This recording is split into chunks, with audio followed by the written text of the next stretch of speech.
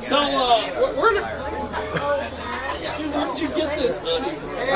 It was on teespring.com. They do a bunch of really weird t-shirt designs. Yeah. And I saw this one, posted it up as a joke, and I kind of thought to myself, for how often I'm trying to go to new cities, it'd be kind of nice to have the hoodie that just says what I do so they know where I'm trying to go. But yeah, Teespring, I get a bunch of my stuff from there too. So give me a little history on your style of comedy and everything that you do, man. I'm a 3-year comic. I'm a second-generation comic. My dad did comedy for 20 years. Still does it today. I've actually done a couple shows with him. But I'm very much a storyteller. I'm still very physical on stage. But yeah, it's been 3 years for me personally. I started in Topeka, Kansas. This will be my first time down here in Wichita or Hutchinson.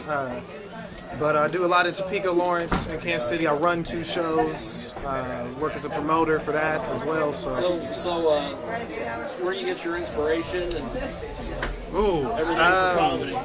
Well, obviously get some from my dad. I mean, that's just kind of obvious. But after that, Eddie Murphy, Richard Pryor, and a little bit of Kevin Hart. I do like how animated he can get.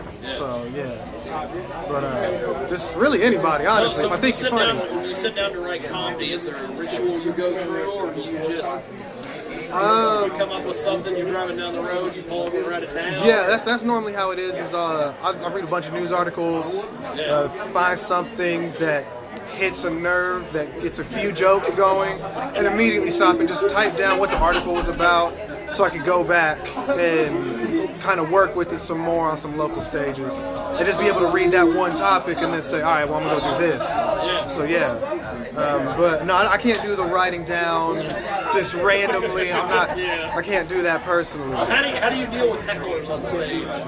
Well, I went to a white high school as a mixed guy. So I became very good at shit talk very fast. So I'll just start talking about them. I've been kicked out of one place in Lawrence for a heckler. A heckler said something to me, and I just kept making jokes. Is there such, now I ask this question to comedians all the time, and I get various answers.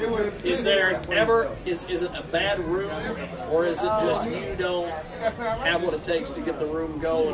Where do you fall on that? Because we've had various comedians say, "Oh yeah, there's bad rooms," and then there's other. There's no such thing as a bad room. Your style of comedy could not tailor to that room.